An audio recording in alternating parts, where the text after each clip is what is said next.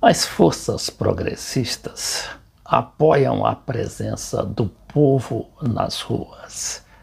E é por isso que em menos de um mês, mais exatamente 20 dias, as oposições convocaram uma nova manifestação em várias cidades brasileiras para pedir o impeachment e também para pedir mais vacinas, mais educação.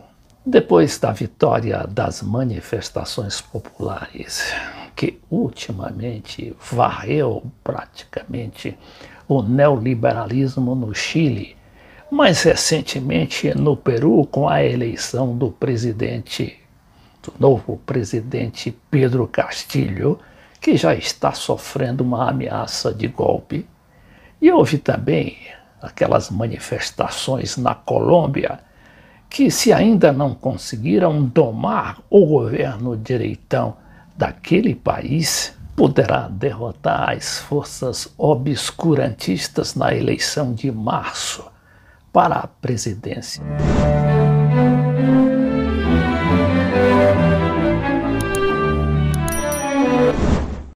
Neste vídeo de hoje, a gente vai examinar não apenas a manifestação convocada agora para este sábado, dia 19, como também vai procurar explicar, não é, como as forças sociais e o povo na rua conseguiu vencer toda aquela parafernália que tinha a internet, as redes sociais e as fake news como os grandes baluartes da velha direita, que acabou ganhando a eleição, não só com o Bolsonaro no Brasil, mas com o Macri lá na Argentina e até ultimamente com o Lasso, o banqueiro Lasso, no Equador.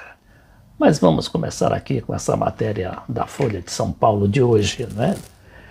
Quando diz que oposição volta às ruas contra Bolsonaro com atos em mais cidades e reforçada por novos apoios.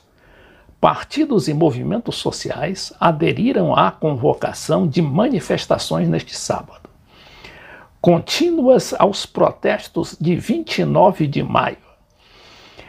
Animados com a participação popular e a repercussão política da rodada anterior, organizadores prevêem volume maior de participantes. A quantidade de organizações que endossam a realização dos protestos e o número de cidades com atividades programadas cresceram em relação a maio.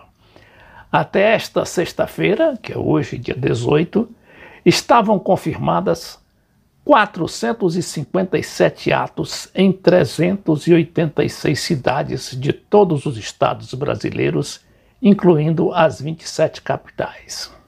No exterior, a previsão era de concentrações em 52 cidades, em países como Estados Unidos, Canadá, Alemanha, França, Portugal, Itália, Finlândia e Argentina. A gente viu que as últimas manifestações na América Latina, que tem, claro, uma influência decisiva, não somente aqui no Brasil, mas como no resto do mundo, porque tudo isso, todas essas articulações políticas e principalmente de domínio da direita são todas projetadas, não é, naqueles grandes laboratórios de Washington e da Europa.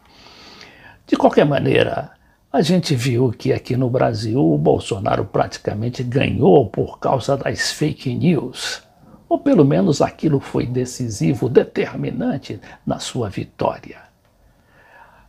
E aí se achava que as tais das fake news, ou da internet, ou dos algoritmos das redes sociais, é que teriam a palavra final nas eleições. Mas não foi isso que ocorreu no Chile, por exemplo, que vem de 40 anos de pinochetismo disfarçado e que acaba de ser derrubado por uma eleição primeiro para a Assembleia Constituinte, depois para 13 governadores de estado, quando a direita só obteve um governador. O resto foi tudo derrota. O mesmo se pode dizer do Peru também, que vem de 30 anos de neoliberalismo fujimorista. Lembram-se daquele cidadão lá que deu o autogolpe? O japonesinho chamado Alberto Fujimori. Pois é, esse pessoal dele, inclusive, que tem na sua filha, não é, a Keiko Fujimori, agora considerada a principal golpista e que concorreu e perdeu para o candidato vitorioso Pedro Castilho, agora arquiteta um golpe inclusive de fundo militar, ainda que a institucionalidade esteja bem presente.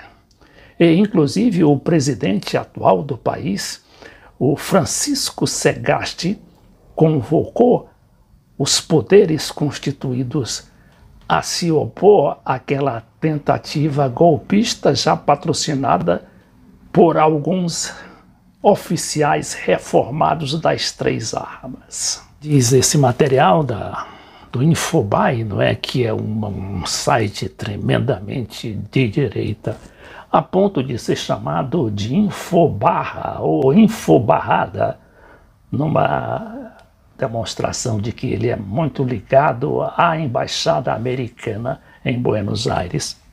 Fala que cresce a tensão no Peru. Francisco Sagasti, que é o presidente, questionou os antigos comandantes das Forças Armadas que pediram não reconhecer a vitória de Pedro Castilho. O mandatário interino investigar o envio dessas cartas dos militares reformados à Procuradoria para que realize as investigações necessárias e determine possíveis condutas lesivas à ordem constitucional. Isso significa o quê?